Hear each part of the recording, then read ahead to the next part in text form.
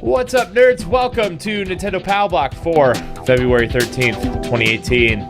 I'm one of your hosts, Corey Dirrig, and alongside me, as always, is that guy, that retro code, Edward Varnell. Yoshi! Yosh. Hey, everybody. Man, dude. Ah! Yes! Man, dude, look, very rarely do I try to be like super excited when I'm tired. I mean, I do. I try hard sometimes. But last night was so much fun. So, okay, if you guys don't listen to our other show, our Xbox show, Arsenal X, last night, Ed, Jesse, and I, instead of doing a proper podcast, because there's like literally no Xbox news right now, pretty much decided to do a test run on movie commentary, and we watched the original Teenage Mutant Ninja Turtles movie, and we did a movie commentary for the show instead. And I'm very excited about it because I just edited it. It's super just, it's got, so good. Oh, I can't wait for people to watch it or see it.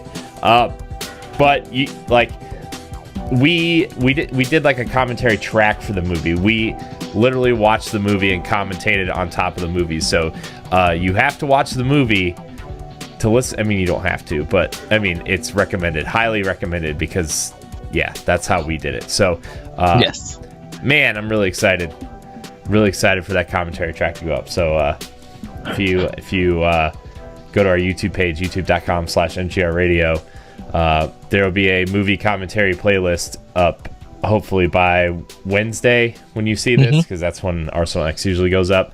And I'm going to try to make an audio feed for it. So yeah, I'm really excited. Ed, that was so much fun last night. Oh, that would be so good. Yes. Oh. I love it. And everybody, so we did, just like Corey said, Teenage Mutant Ninja Turtles, the first movie. And in the coming weeks, we'll be doing, sometime, hopefully next month, we'll be doing Teenage Mutant Ninja Turtles 2, Secret of the Ooze. So you guys will be able to check that one. But we're also going to do something for Pow Block. Yeah. I think our goal for Pow Block is to do a Super Mario Brothers commentary of the original Mario Brothers movie. And everybody, this will be my first time watching that movie. Oh no, dude, it is so bad. Like, it's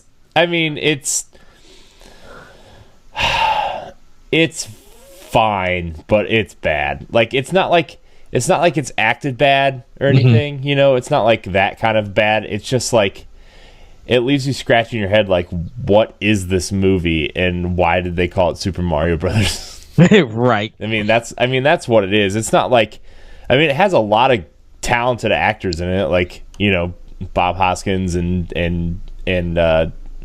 Dennis Hopper and John Leguizamo. Like, it has a lot of good talent in it. It's just like, what is this? And I mean, I honestly haven't watched it since I was a little kid either. Like, I don't even own it on DVD or Blu-ray or anything. I just have the VHS tape. So like, it's yeah. You know what? I've never had a desire to watch it. I mean, I watched it when I was little because like I love Mario, but like at the same time, it's like, yeah. Anyways. What have you been playing, Ed? Besides us talking about Ninja Turtles with Jesse for the last dude, I literally want an arcade game to come back out. I literally, ever since we saw that Injustice trailer, like the new one, not the first one, but the new one, we haven't shut up about Ninja Turtles. And like, what I would really like is like, I want Warner Brothers to like, I still don't know if they officially have the license from Nickelodeon to make the Turtles games, but like, even like before, I want the Arkham style game, right? Like the Arkham Asylum style game, or I would rather it be like Arkham City, like an open world, like maze, like sewers, Metroid style game through the sewers. But like, I want them to make Teenage Mutant Ninja Turtles Tournament Fighter 2. And like maybe make it like a tag team game where you have two people. Yes. 2 or 3 teammates, and just like that's what I want. I want it built in the Injustice engine and like have the loot stuff that Injustice has, the cool story mode that Injustice has. Just give it to me, man. Just give it to me. That's all I want. You know how many cool characters you could have in that game? You know how many cool villains you could have and cool like sidekicks and Easter eggs? Like you can even throw the weird girl turtle in from the next mutation. I don't care. Like, dude, I literally will put the original tournament fighters from both Nintendo and Sega cast together, and then just add a whole bunch of new ones. Like go out like it's Marvel vs. Capcom 2. Like literally, just give us a list of Ninja Turtle characters. Yeah. Like for real. Like you could have like Rat King and yes. Leatherhead and Slash and you could have Toka and Razor and Bebop and Rocksteady and Baxter Stockman. I would team up Rat King and Casey Jones and just see what crazy combos they could do together. Yeah, I mean, Casey Jones would be awesome, man. Like, I want it so bad. I want it. You could put Kino in there. You could put you could put you could put the weird kid from the first movie in there. His special move would just be whining at his dad. It's just Dan now, okay? Daddy. That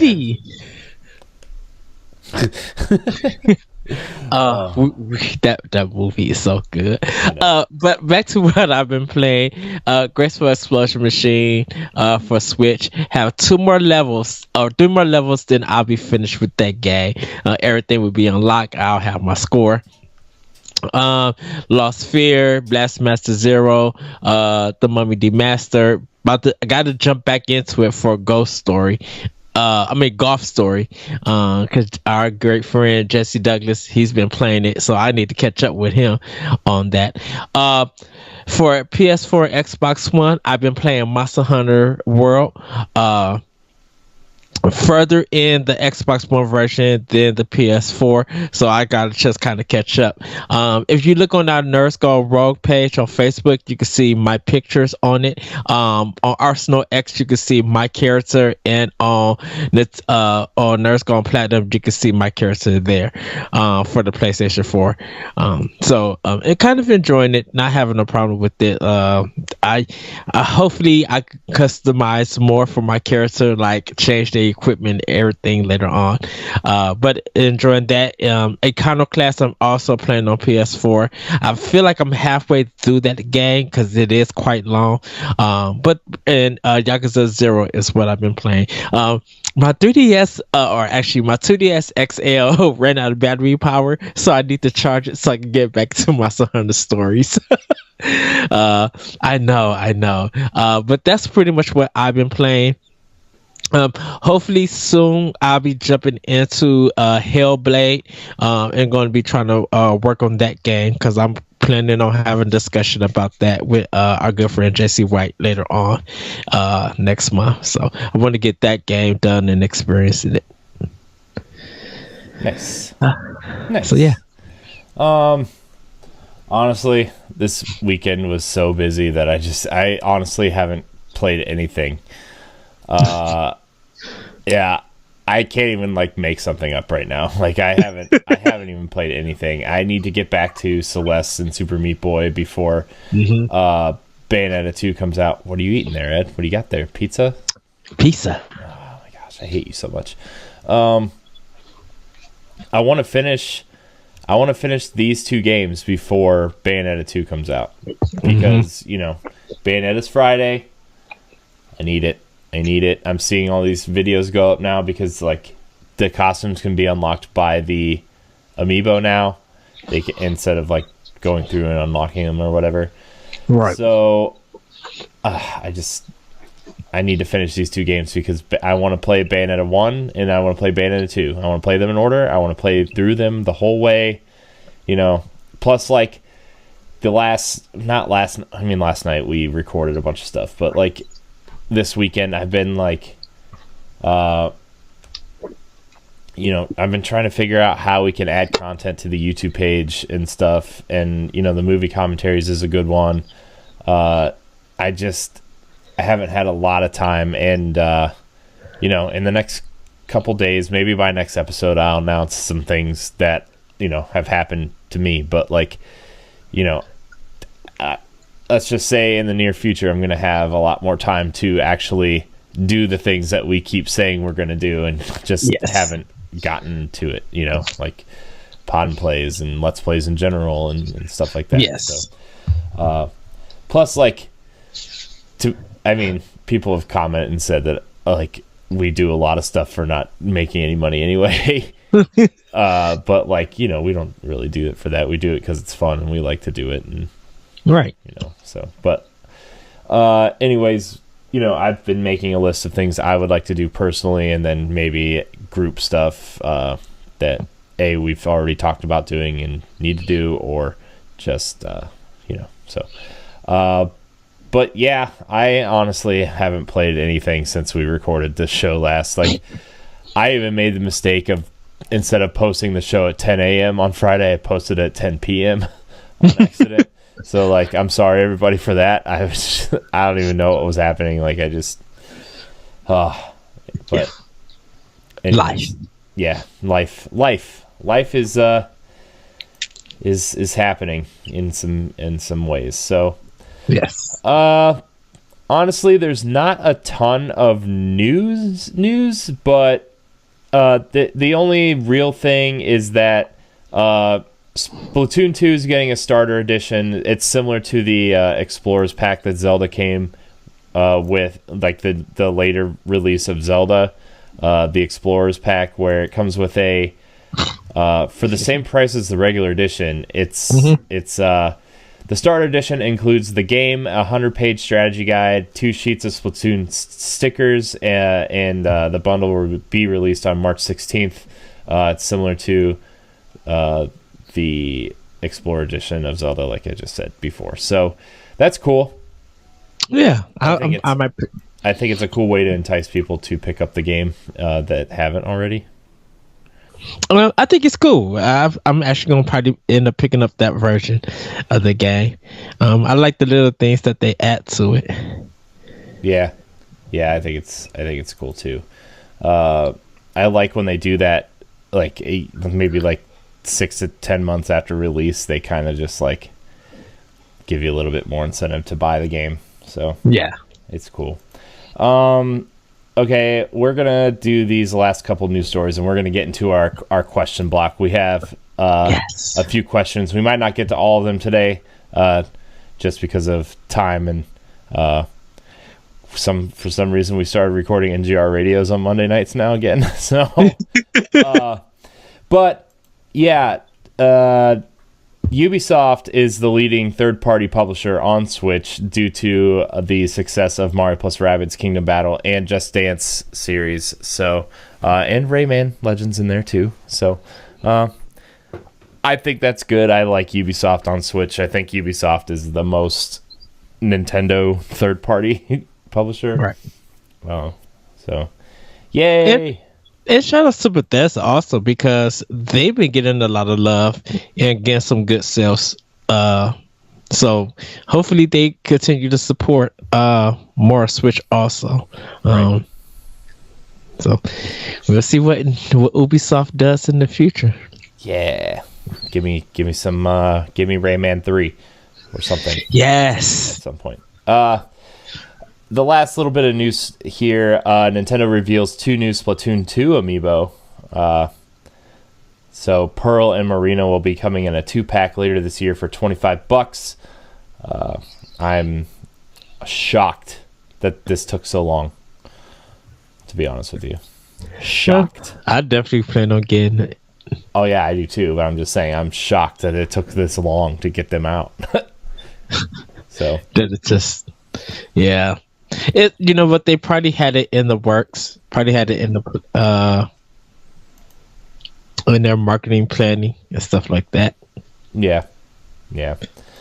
I mean, it's a good time to put these out too, because of they're essentially relaunching the game with that starter pack. So this is cool too. Yes. Yeah, there was a point where there was so much Nintendo news we had to do like extra shows during the week just to make sure everybody was caught up on everything. But for now, there is nothing. Knock on wood. Knocking on wood. We will. I mean, like, we're still waiting for that next direct. The Nintendo Online stuff keeps getting teased, but not anything really announced yet. September it's coming for $20, but we're gonna get in some of these into the question block. Remember, you can email us. What, Ed? You just read like something important is happening. Yes. Fear Effect Sedna will be releasing on March 6th for $19.99 on PC, PS4, Xbox One, and Nintendo Switch. It is the Kickstarter game. That's not the remake, is it? That's the new one, right? Because that company's remaking the first game. Also. I think so. Publisher Forever Entertainment they got a trailer out. It shows off some of the gameplay. I think it's the remake of the first one. But yeah, they just announced it. This is on Destructoid. But yeah, I think it's the remake of the first one. But for $20, March 6th on Nintendo Switch.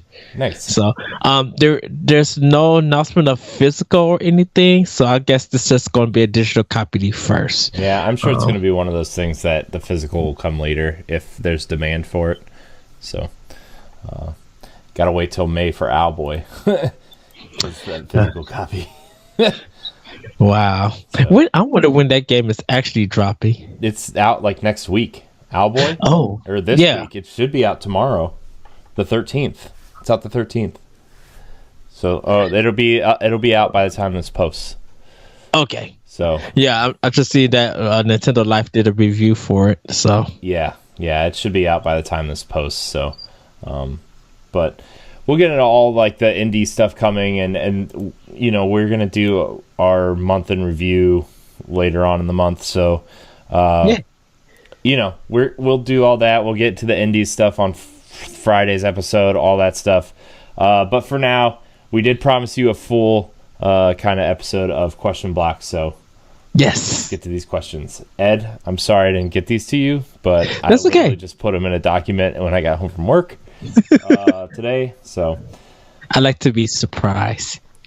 We have a lot of Metroid this time around. Okay.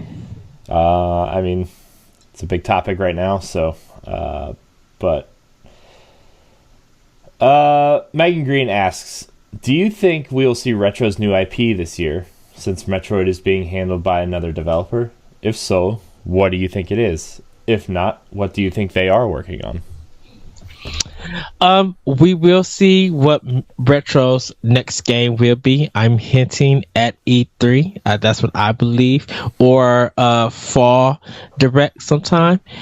I think it's going to be a team-rated kind of third-party, over-the-shoulder action game. I think.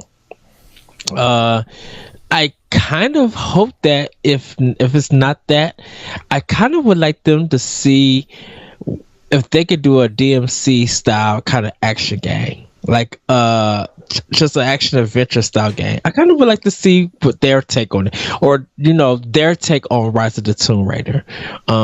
I would like to see some kind of game from them on that. What was the third question, Corey? If it's not a new IP, what IP do you think they're working on? If it's not a new IP that they're not working on, because it's supposed to be their own.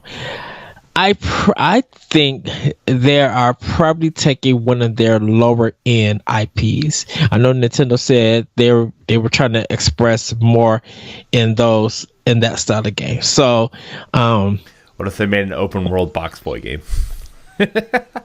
That'd be interesting. That literally will be interesting. Like it would pretty much just be like The Witness, but Box Boy. Pretty much. I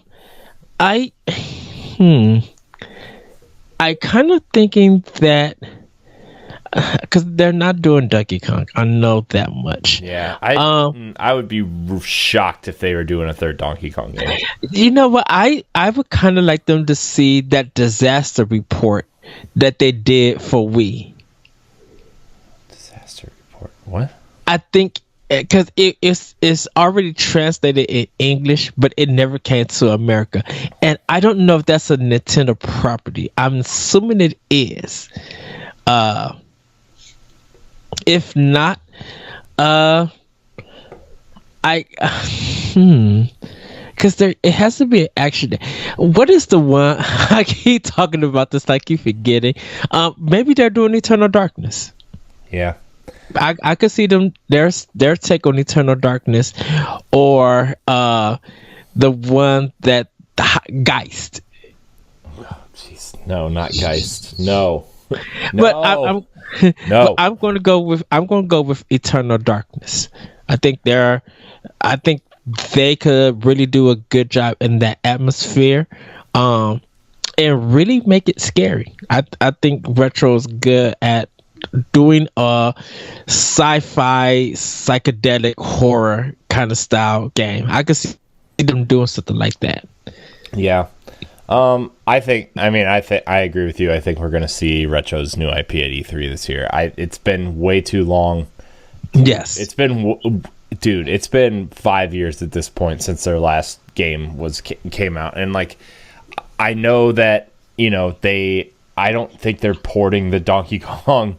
I don't think they're porting Tropical Freeze. I don't know if they're like, if they had a small team work on it or add the Funky Kong stuff, but like that's not their main project. If it I think we'll see their new project at E3. My first thought was, maybe their new IP is going to be like a first person, like puzzly kind of interconnected world style thing similar to Metroid. But Larry brought up a good point on World 1-1 when we were talking about this, and like I knew what he was saying, but I never really put it together.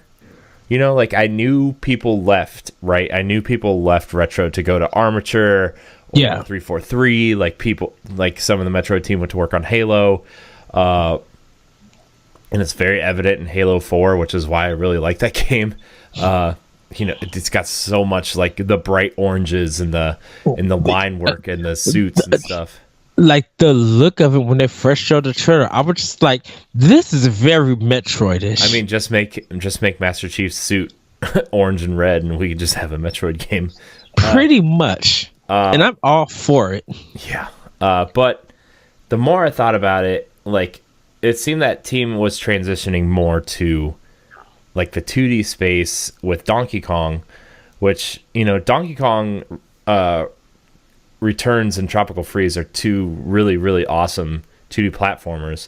And I was trying to think of what they could do in that space.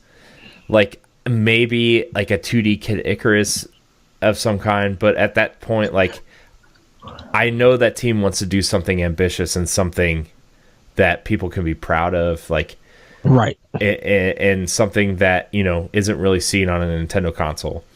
Then I started thinking, I want them to like reach back, like you were saying, like a sci-fi horror-y game, but put it in a first-person shooter space and make it feel like the Nintendo 64 style first-person shooters, like GoldenEye and Perfect Dark, like not like make it an old game like that, but like have that atmosphere and have that kind of close quarters kind of feel to it, the aesthetic, but make it a horror, like a dark horror sci-fi game, kind of like almost like a first-person Dead Space almost with puzzles. Ooh, yes. Like with a puzzly interconnected world, like you're stuck on like a spaceship or a space station or something similar to Dead Space, but it's like from a first person's perspective, and it has this really cool kind of like, imagine like a perfect dark horror aesthetic to it. Like it looks all colorful and stuff, but like it's got a horror vibe to it, like that kind of game. And really like make crafty puzzles and cool bosses and cool like enemy designs. Like I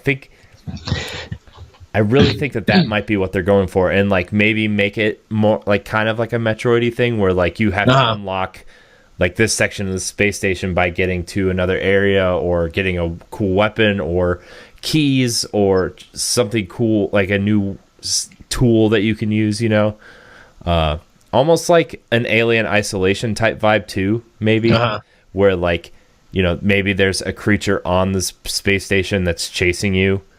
Because that is one thing about retros, that they're not really known for narrative, and I think we're all fine with that. We love them for.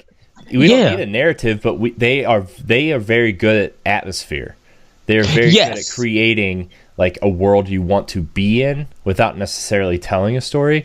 Not that like Metroid Prime story is bad or anything. It's just not like. But if you want the story, you go out and search for it, right? Like doing with all the scanning. So it could almost be the same thing as that Dead Space-ish style. I agree with you. I could see that happening, because I think that's what for most of us, that we want from retro. It's just like, give us that atmosphere and give us that action, that exploration, what you guys are known for.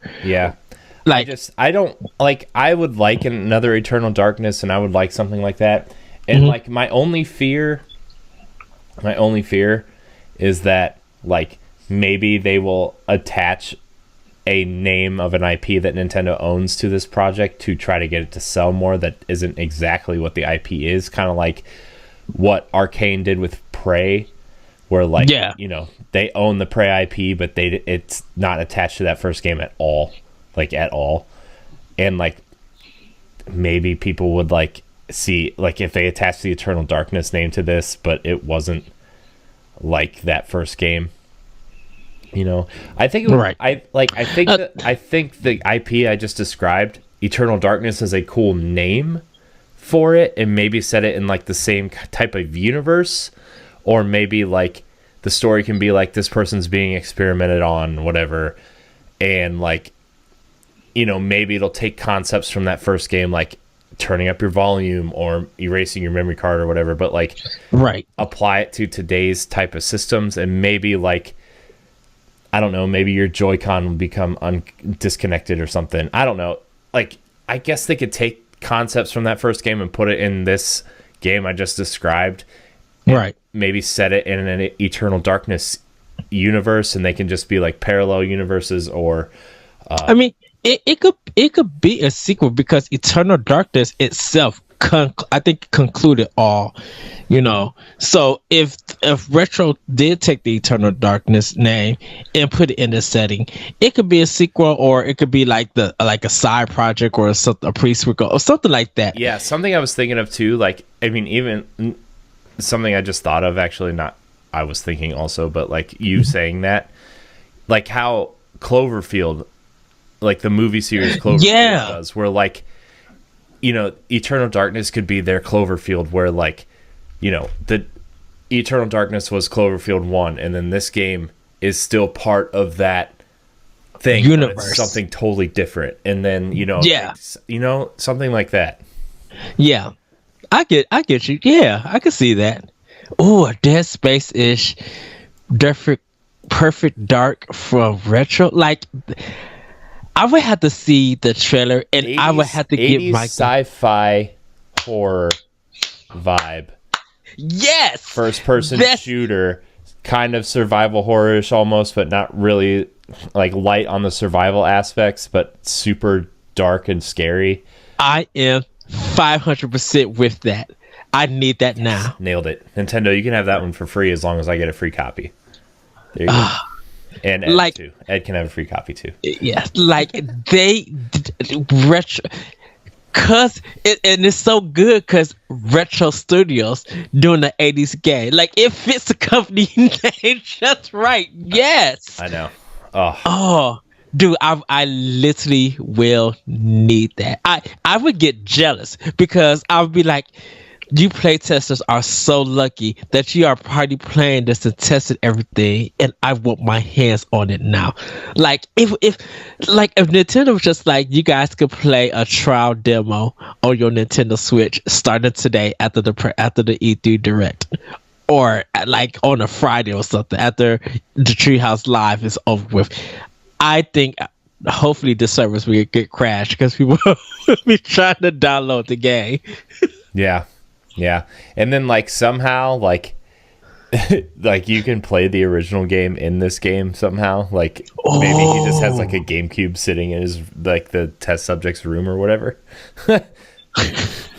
Something dumb like that. The future. Well, if it's stuck in the 80s, it can't be the GameCube. But if it's like in the future, then yeah, they can have the GameCube. Yeah. I yes, dude, yes. Oh, man. Oh, 80s. Oh, yeah, I would love that 80s aesthetic, like kind of fear.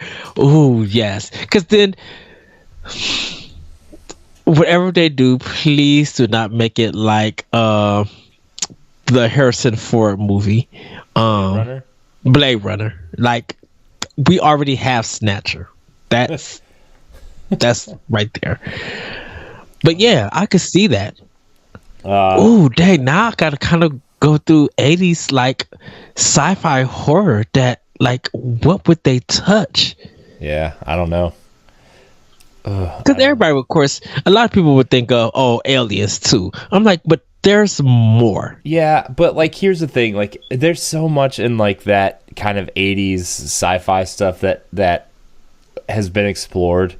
Like it doesn't need to do something like brand new. It just needs a hook. It just needs that. Right. It just needs like not like something different, but almost like a twist on that formula, or like just like enough of a hook that makes it different enough that it's like, okay, I like this type of thing, but this makes it a little bit different, you know? It has a B movie-ish kind of feel because you're going to find a lot of weird but cool sci-fi stuff in the B movie genre. Yeah. So I'm about to talk to Jesse Douglas. But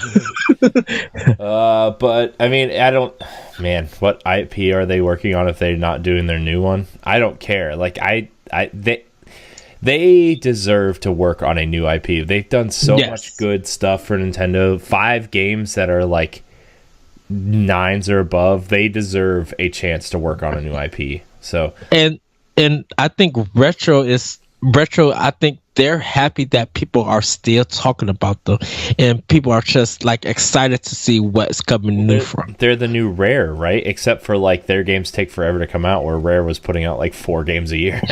Well, I don't think they're the new Rare. No, I just meant like people are excited to see what they're working on. You know? Yes. People like it's just so rare to have Nintendo own part of a Western developed team that has so much talent that, like, you know, people are excited to see what they're working on, because Nintendo in Japan and you know, even Treehouse stuff, like that stuff comes out a lot more frequent than what Retro puts out, and like it's just like, okay, it's been a while, Retro's a studio people like, what are they working on type situation. So yes, it's like yeah. Okay, our next question comes from Deshaun Malone. He says, what franchise needs a sequel on Switch, and how would you change it up or keep it the same? I mean, I've already said I think Kid Icarus, like a vertical style Breath of the Wild makeover. Mm-hmm. I mean, we've talked about this a couple times on the show. I think Kid Icarus with a cool Breath of the Wild vibe to it, you know, an open world kind of almost RPG light type thing, where like maybe you put a little bit of light Metroid elements in there too, where like okay, I got this, and it unlocks this area of the map, and maybe I'll just go explore that area of the map.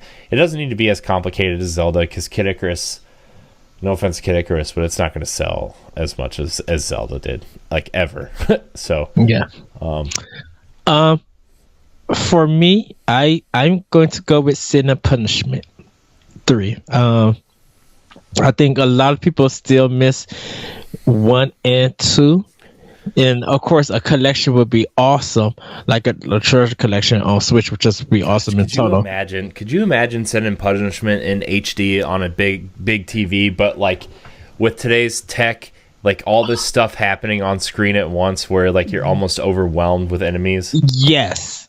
Oh. Yes, because I own Sin and Punishment 2, and that game needs more love. Like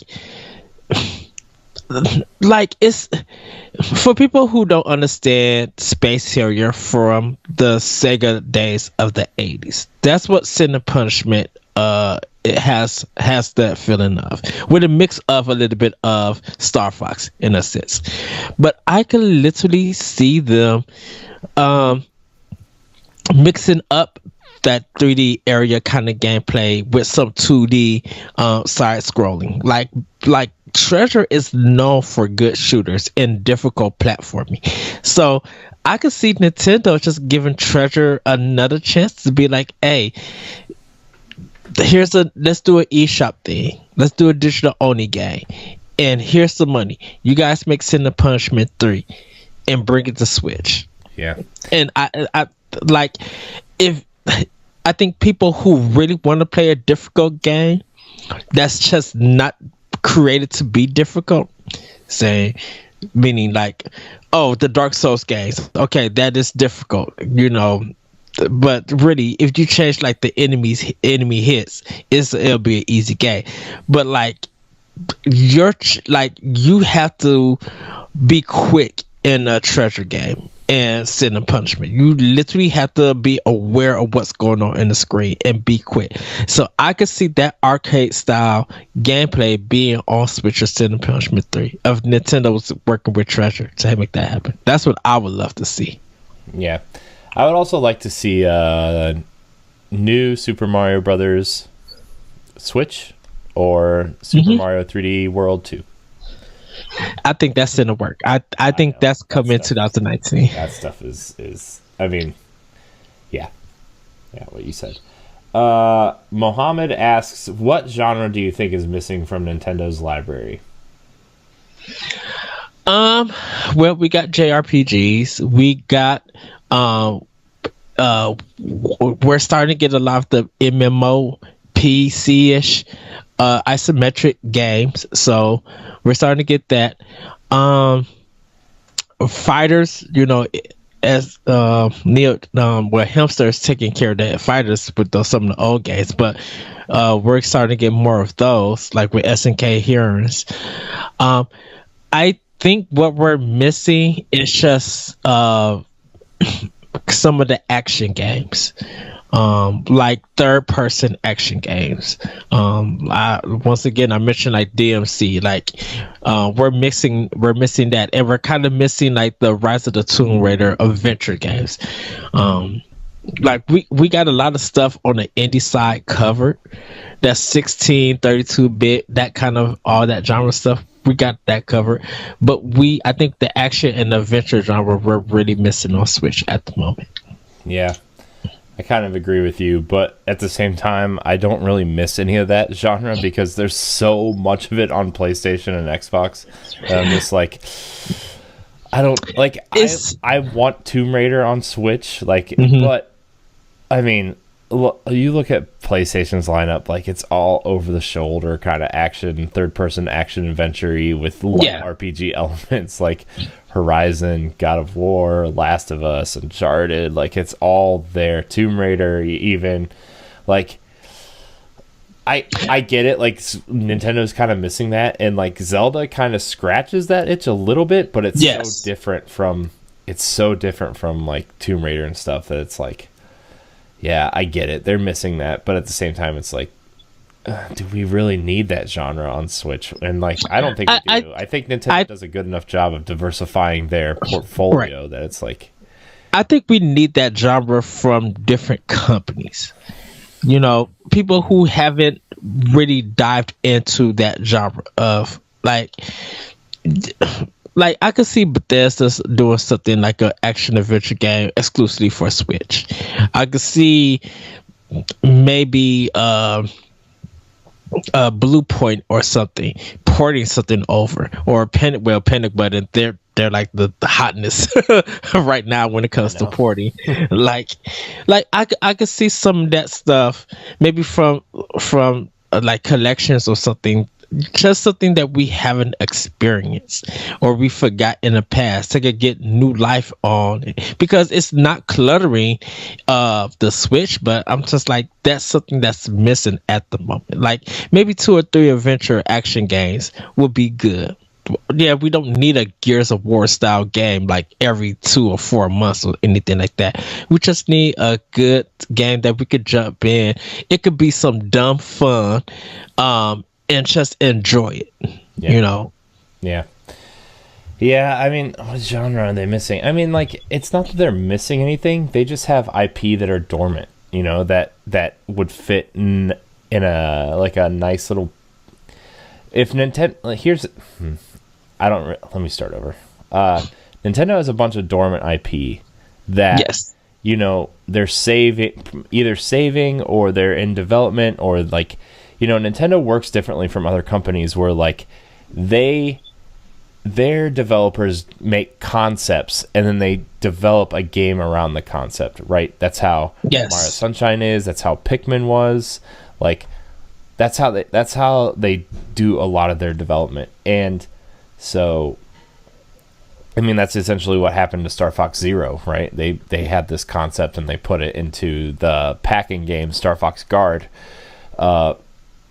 So like it's weird because like maybe they haven't come up with a concept that would fit Eternal Darkness yet. Maybe they haven't come up with a new concept that would be cool in a new Luigi's Mansion game.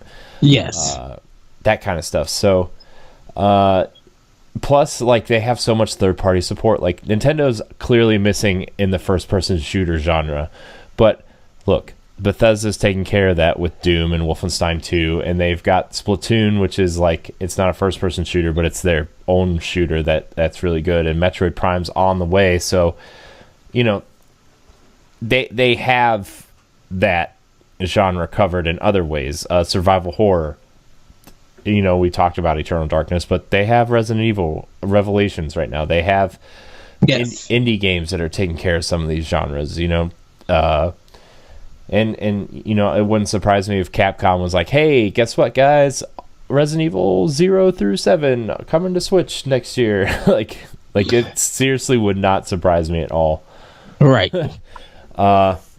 So, man, wouldn't that be cool if we got like and a lot of Konami's old games and maybe a revival of Hudson Soft, like some of that stuff is missing. Like we don't have a Hudson Soft collection.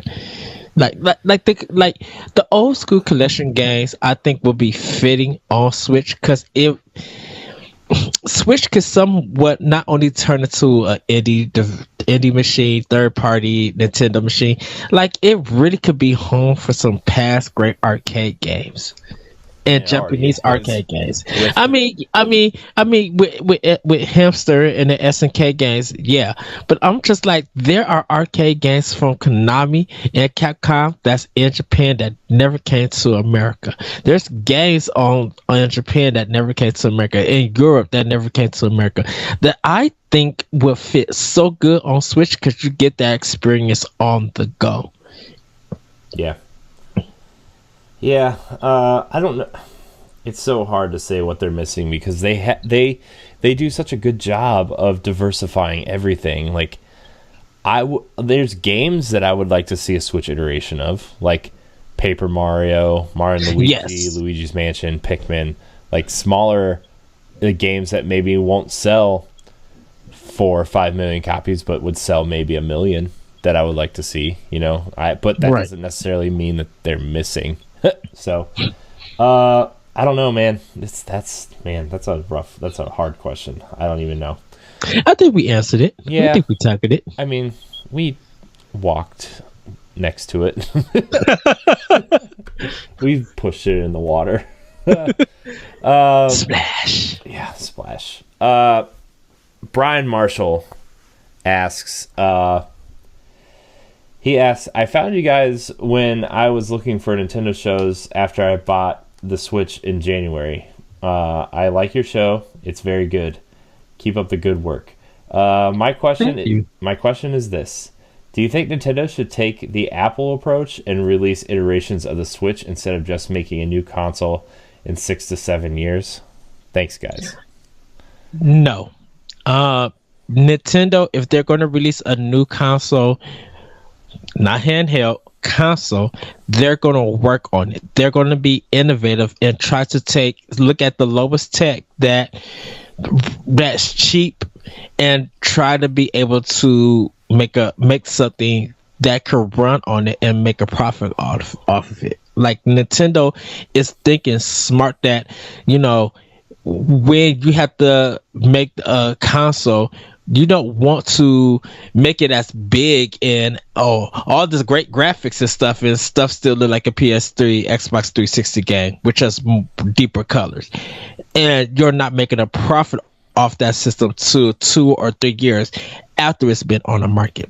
Nintendo wants to make something that is easier to understand, easier to grab your hands on, and start making profit right out the door. Yeah. With Apple, they can have all those iterations, but they're charging so much for it, and you pretty much have to upgrade to that system can't do no newer update or anything. Where Nintendo was not like that. Nintendo's just like, we want to make a system that you guys could be able to afford, have some great games on, and while you enjoying it, we make a profit and we'll be able to market to everybody for it. So I don't think they should do the Apple route. Yeah. Plus, Nintendo wants you to have a good battery and not lie to you about it. This is a tricky question because, like, in their handheld line, their handheld line's been doing this forever, right? Because like they went from the Game Boy, and I'm not talking like put out a new Sorry, I have so many thoughts going through my head. Let me organize them again. My bad. Yes. I'm sorry. I've been listening to our shows, trying to try to learn from like how I'm presenting my speech and stuff, and like I stumble across words a lot, and like I'm trying to organize my thoughts. So I'm trying to be a better podcaster. My thought is this: what Apple does is put out a new thing every year, and it's disgusting. Like, I'm sorry, I love Apple products. Like, I like my Apple laptop, and I love my phone, and I like the iPad. But there is no reason to be putting out that product every year. No reason. Phones, I understand, but like an iPad, no. A new version of a desktop every year, no. That stuff does not, like, it just doesn't need to happen, right? It just doesn't. There's no reason. Nintendo's been doing the Apple approach to their handhelds for years, since the Game Boy, but at a way, way, way, way, way, way slower pace, right? Because like you went from the Game Boy, and then when Pokemon like revitalized everything, you went to the Game Boy Color. But before that, you had the Game Boy Pocket, which was just a smaller version of the Game Boy and a pretty version. That's the Game Boy Pocket might be my favorite version of the Game Boy ever, because it's compact, and like if they ever do like a Game Boy Classic, that's what I think they're gonna do, is like a nice sleek backlit black and white screen that is the Game Boy Pocket. Like, oh, it'd be so good. I would love it. That's what I want from the next handheld system. I want a Game Boy Pocket, just like a simple version of the Game Boy Pocket, and that's all I want. But it plays like cool Game Boy games. But anyways, back to my thought. And then they came out with the DS, and the DS line has done this, right? Where like they had the DS Fat, the DS Lite, the DSi, the DSi XL, the 3DS, the new 3DS, the new 3DS XL, now the new 2DS. Like, their handheld lines have been doing this like secretly through the last 3 decades. So honestly, I could see them doing this with a Switch in the same way, where, like, you know, they're like, hey, not now, maybe in like 2 or 3 years, they say, hey, we have a Switch Deluxe or Switch Plus or whatever, where like the tablet is more powerful, can handle more powerful games, but that's because the tech that, you know, maybe some people argue they should have used in the Switch now is readily available, it's cheaper, and they can make the same amount of money off this product by just making this more powerful thing,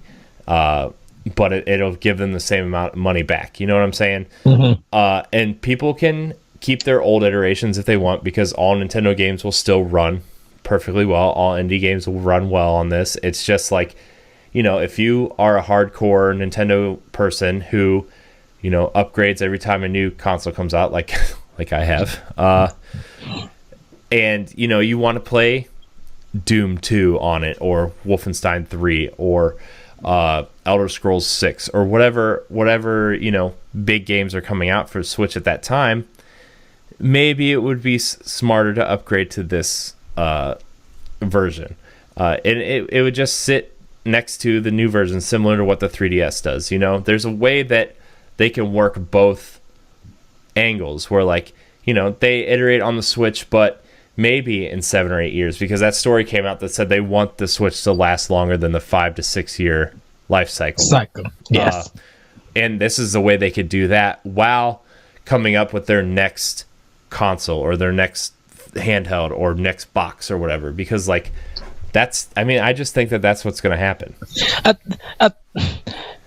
Nintendo evolves their handheld because it's limited lower tech. So when that new iteration comes out of that same line, playing the same old games, they want to show why the new product is better. So so you're upgrading to better product. For consoles, I think, and this is just like I said, my viewpoint. For consoles, I think Nintendo would rather just invest into new tech to make a new system when it's time to move on. Now, if they do a Switch XL, I think it would be a first to see what they do, and if the new chip that they have in that system is a new customized chip. Yeah. So, and that would be what a lot of people will hope for. It's a new chip. So now, hopefully, not only does it process games faster, but it can make your games look better. Which now, if you have it, can some games that some people thought wouldn't be able to be on Switch now come to Switch because of this new version. Yeah. So, let's see what happens in the next. I want to say 2021. I want to see, because that'll be 4 years from now, to see if Nintendo. Right, just to see if Nintendo will be ready to do something like that, because they have to market the Switch for the next 3 years. Yeah, you know, they gotta. Oh, go ahead. Oh, I was gonna say they're in such a unique position right now, right? With this Switch, and like how successful it is, how, you know, they can't really change it, you know. And I think this is what happened with the PlayStation 4 Pro, where like so many people had invested in a PlayStation, and like then they put out this, you know, quote, more powerful box that like people are like, some people felt kind of like screwed over, you know, like why did I invest so much in this box when you're just putting out a better one, you know? And it's like Nintendo's in the unique position where like they can't really do that right now. Yes. You know, and I'm not saying they need to do it right now either. Like, I think the Switch, look, Nintendo has, since the GameCube, has been underpowered, has been, you know, aiming at, you know, gameplay and quote unquote gimmicks to sell their consoles instead of pure horsepower, right? And so that's the unique thing of the Switch is like it's not really a console, but it's not really a handheld. It's literally somewhere in between. It's the console you can take with you, so like it doesn't need to be that powerful. It doesn't need to be running Call of Duty at 4K and 60 frames a second. It doesn't need to be doing that. And Nintendo games will always run just fine. And until the day Nintendo comes out and says, you need to upgrade because of this specific game, like, which they'll never do, like, that's when I think they'll do it. And there's a ton of people who out there who are perfectly fine with their original 3DSs or their original 3DS XLs. Okay, so they can't download Super Nintendo Virtual Console games. That I don't think people care because they can go out and buy the Super Nintendo Classic, or they have a Wii U or a Wii that they downloaded those games on anyway. Right. Those people are fine not being able to do that, right? And so, or they hack other machines to play certain games. Their Raspberry Pis, those types of things. So Nintendo doesn't need to do this at all. And if they do this, I don't think it'll be like you said, 2020, 2021 before they even consider it, because this thing is only on a trajectory way up, and until they start seeing that peak on the way down, they're not going to change their strategy, right? So that's my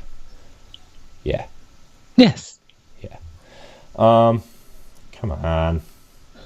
Our next question comes from these are the Metroid questions, so here we go.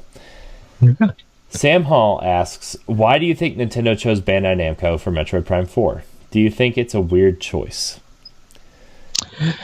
No, Nintendo and Bandai Namco has a good relationship. I think they just decided to choose them because they have a bigger company to allow them to work on games for them. Nintendo, when it comes to working with more Japanese companies and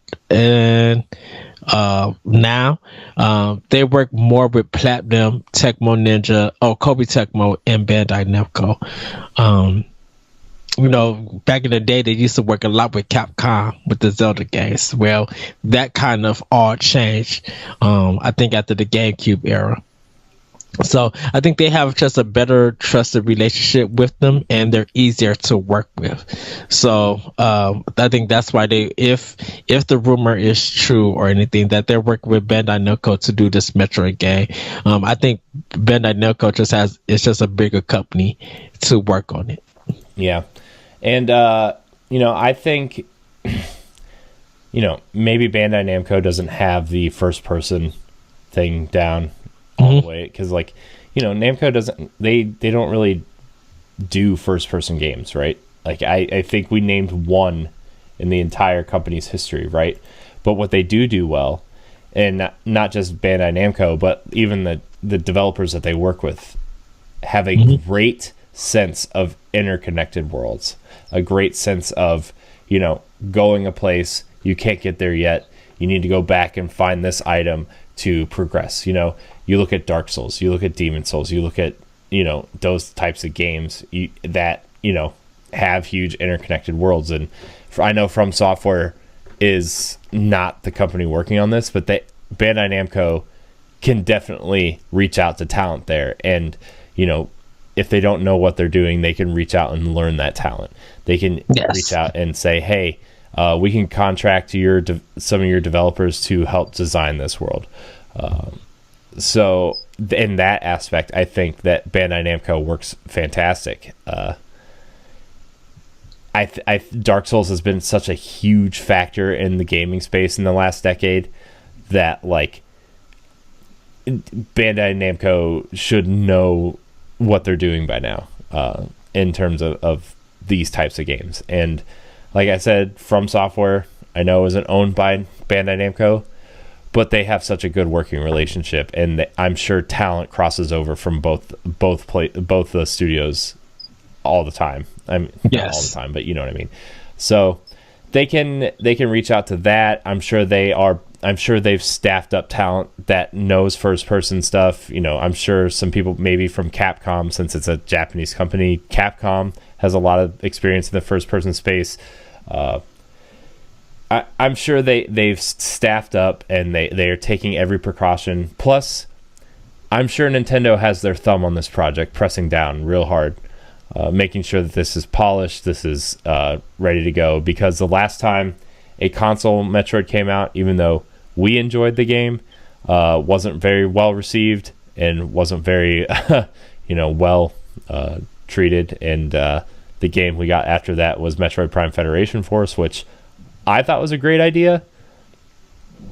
And I think the execution wasn't great, but like it was also on a handheld that probably wasn't meant for first person shooters. So pretty much, I think Bandai Namco and Nintendo collaborating, like they've done so much before. Look how much people thought Smash was going to change because instead of in-house, they went to Bandai Namco, which, don't get me wrong, a great fighting game studio, but Smash Brothers has such a specific type of feel and type of game, and Nintendo and them worked on it, and it felt like Smash Wii. It smelled like Smash Melee. Like the Wii U version is arguably the best version of Smash. So right, and people laughed at the 3DS version. Like, I'm not buying that. That thing sold 4 million copies. Yeah, yeah, exactly. So Bandai Namco knows what they're doing, especially when Nintendo is collaborating with them. And yes, I'm sure Nintendo wants Metroid Prime 4 to be the best-selling Metroid game. They want it to be. They want it to be the premier first-person game on Switch. So, yeah. I'm sure they're going to try to aim for this game to sell 2 or 3 million copies, and they're going to be happy with it. And they want the quality to be there because, look, we all want Metroid. Like, Metroid is not even in the top 10 selling franchises Nintendo owns. It's sad, right, but it's not. So, and I'm sure Nintendo wants to change that. Fans definitely want that to change because I don't want to miss another generation where Metroid isn't on the generation. And let's not forget, Mercury System could also be. I hope I'm saying that right. Mercury Steam. They could be doing a console version. Who knows? The success of Metroid Samus Returns could lead them into doing that project that we know nothing about. Mm-hmm. Yeah, I mean, there was that rumor late last year that a 2D Metroid was in development for Switch, in early development. And look, I think honestly, we've talked about this a ton, and Nintendo likes to use the 3DS as an experimental platform, right? Metroid Prime, Samus Returns, I think, is another good one that they're like, let's experiment with Mercury Steam. Let's see if they have the chops to develop a Metroid game. Let's give them Metroid 2. Let's see if they can build a cool concept around this old game. Let's see if they have the chops to do it. Clearly they did. Game Informer gave it a 9.75. So clearly Mercury Steam did a good job on that game. Yes. That was their experiment with Mercury Steam. What if, and this actually leads into our last question of the day. Dan Skriller, he asked, do you think we'll see a 2D Metroid game for Switch? If so, how do you want it to look and feel, and who do you want to develop?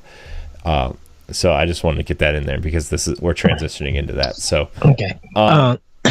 I've already answered this question. So, like I said, if it's a 2D game, I won't wait for it to do it. I just need to literally balls to the walls, crazy, but good controller fun. Don't get me wrong, Mercury Steam, they did a fantastic job, but I know they got their own in-house project that they're working on. Mm-hmm. And they're probably going to be focusing on projects going on right now, including that free-to-play game that's on PS4. So, right. So I think Way Forward could do a really great job with it.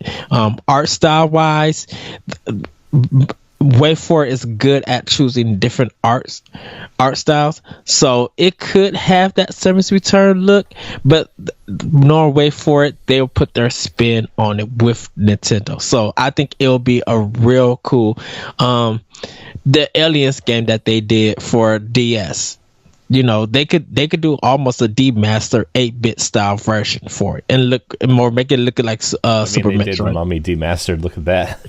Pretty much, and Way4 is good at that, so I would put them mostly in their hands. Yeah, I think, you know, like I said, Mercury Steam's 2D Metroid wasn't the experiment to see how well maybe a 2D Metroid would sell. It sold extremely well for a Metroid game. It sold extremely well. People were pleased with it.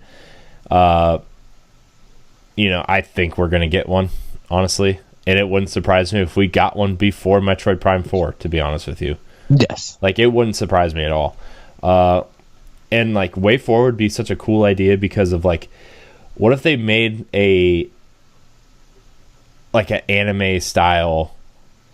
Oh, yes. Like, it's super flashy. Like, the art is bold. I think that would be cool. Not like a game where it's super Dragon Ball, like flashing and everything going all crazy, but just like the art style would be kind of anime like and super. The colors would be bold. You'd still have the Metroid feel, you know. You'd still go through this planet and backtrack and everything. It'd be everything you'd expect from a Metroid. You just take the art style, like the Shantae art style is very cool. But what if they made it? What if Way4 took this Shantae art style and made it less, I don't want to say less cartoony, but more like a Comic Sans almost with deeper colors. Yeah, in a way. And like really, like instead of like Shantae kind of looking like a kid, but like you look at the key art for Shantae, and that's kind of how I would like almost like Samus to look almost. You know, I think it would look cool. I think it would look really cool. To have that kind of art style for a Metroid game and look at it so crisp on an HD screen. Oh yes, I think it would just be kind of almost perfect. You know, and I don't need, like, Metroid Prime can be the quote unquote realistic quote unquote gritty Metroid game, but Metroid is fun. Metroid is colorful. You know, Metroid has all these cool. You look at Super Metroid, and there's so many color palettes working together in that game cohesively. You know, you had dark blues and purples and greens, and then you get to the lava rooms, and it's red and yellows, just and lasers flying everywhere. Like, you could do that with a hand drawn Shantae art style. You could totally do that, and maybe not Shantae directly, but like, you know, maybe make Samus look a little bit more proportionate, you know, taller. You know what? I can actually see Way4 remaking Super Metroid. I think Super Metroid is in need of a remake right now, and I think Way4 would do a fantastic job. Like, picture them doing that intro with Ridley eyes showing. Like, I don't know what graphics they would use, but like do maybe almost Comic Sans where it's bold, where it's that bold look to it, kind of almost like Street Fighter 4 in a sense, but like on a smaller scale. Like I think they could really just like redo that game and just be like, goodness, this looks fantastic. Like, I would look more forward to the art style from Way4 than the gameplay. Yeah, and like now that we're talking about this, I really want, like, not that I wouldn't say no to a Way Forward Metroid game, but like, I want that. I want the Shantae art style. I want like a Zero Suit stealth section. I want it all, man. I want like a 20-hour like Metroid experience from Way Forward. I really do, man. One huge interconnected world. Dude, $29.99. I would pay for that physical release. I would pay $60 for that. For like this huge Metroid experience. $49.99. It comes with the soundtrack. like wait for a Nintendo. I mean, To buy yes. it with the soundtrack. I mean, wait for a Nintendo would have to go all in, dude. It's gonna be Metroid 5, or it's going to be a new style of Metroid. Yeah. And saying it like it's not so much as a remake or a reimagine, but it's got to fit somewhere in that timeline. But what if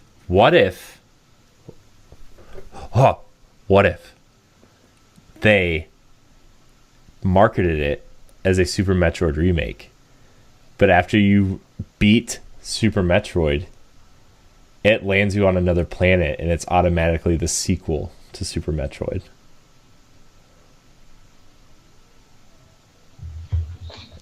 Ed just fell down, you audio listeners. I think I just...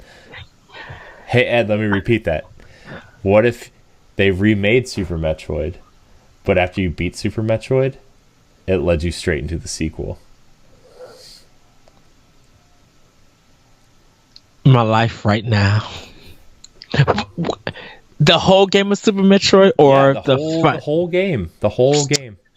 Like they just remake Super Metroid, and then the credits roll, right? The credits roll for Super Metroid, but then there's a cutscene, like a cool anime cutscene that tells the story that between Super Metroid and the next game, like the next part of the game. Because it would go into it would have to do something before Fusion. Because Fusion is the fourth game. So if they're adding on to Super Metroid, I'm down for that. I would literally be down for that. Yeah, well, maybe it wouldn't be a sequel. It would just be like a whole nother, like you just keep going or whatever, you know? Like it would be Super Metroid plus a whole nother 7-8 hour campaign thing that happens after Super Metroid. Something that deals with the baby Metroid dying. Well, and before, because because Metroid Fusion cannot happen after that. So there's no connection. Super Metroid, a whole different world before she goes to Metroid Fusion. I can see that happening. I will pay $60 for that with the soundtrack and the art book. I would literally need a art steelbook. Like, wait for it. I'm putting $80 down right now if you let that happen. Well, actually, I just wrote Nintendo 2 games today. There you go, Nintendo. Pretty much. Yeah.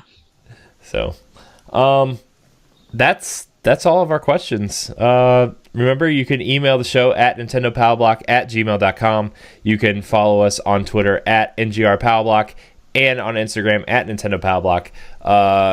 You can download the show on iTunes, Google Play, and a lot of other podcast services. Watch us on YouTube, youtube.com/NGR Radio. Please subscribe to the YouTube page. Check out Expansion Pack every Monday at noon on our YouTube page, noon Eastern Time. We talk about a lot of other stuff. We come up with weird ideas and stuff. So, sometimes during the week, if there's something important that happens, we do a mini block, a 15 to 20 minute video discussing that breaking news topic or whatever. We are going to... Some things are changing with my schedule, but we're still going to do like the reacts to the Nintendo Directs and stuff like that. Yes.